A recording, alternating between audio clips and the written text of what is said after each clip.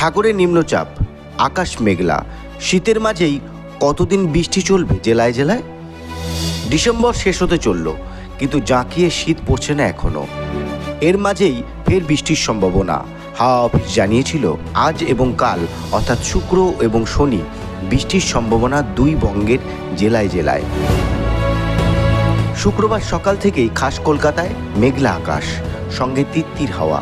আলিপুর আবহাওয়া দপ্তর জানিয়েছে শুক্রবার দিনভর মেঘলা থাকবে, যদিও আগামী কয়েকদিনে জেলায় জেলায় তাপমাত্রা আরও কয়েক ডিগ্রি বাড়বে বলে পূর্বাভাস হাওয়া অফিসের।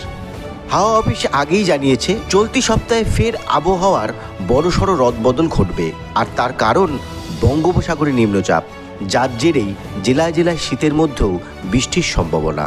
হাওয়া দপ্তর সূত্রে খবর, বর্তমানে মধ্য দক্ষিণ বঙ্গোপসাগর ও সংলগ্ন এলাকায় নিম্নচাপের সম্ভাবনা পশ্চিম উত্তর পশ্চিম দিকে অগ্রসর হয়ে নিম্নচাপ আরও শক্তি বাড়াচ্ছে। নিম্নচাপের অভিমুখ তামিলনাড়ুর উপকূলের দিকে। সাগরে নিম্নচাপের জেরে শুক্রবার ও শনিবার কলকাতা সহ দক্ষিণবঙ্গের সব জেলায় হালকা থেকে মাঝারি বৃষ্টির পূর্বাভাস দিয়েছিল আবহাওয়া দপ্তর।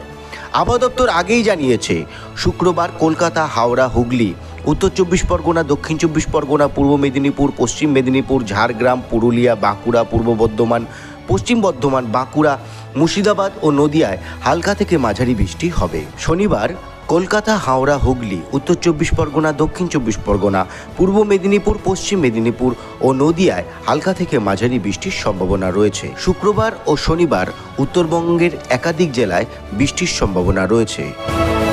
দার্জিলিং ও কার্শিয়াংয়েও হালকা থেকে মাঝারি বৃষ্টির সম্ভাবনা রয়েছে। বাকি জেলাগুলোতে আবহাওয়া শুষ্ক থাকবে। চলতি সপ্তাহে উত্তরবঙ্গ ও দক্ষিণবঙ্গের জেলাগুলিতে কুয়াশার দাপট বজায় থাকবে। ব্যুরো রিপোর্ট, এই খবরন।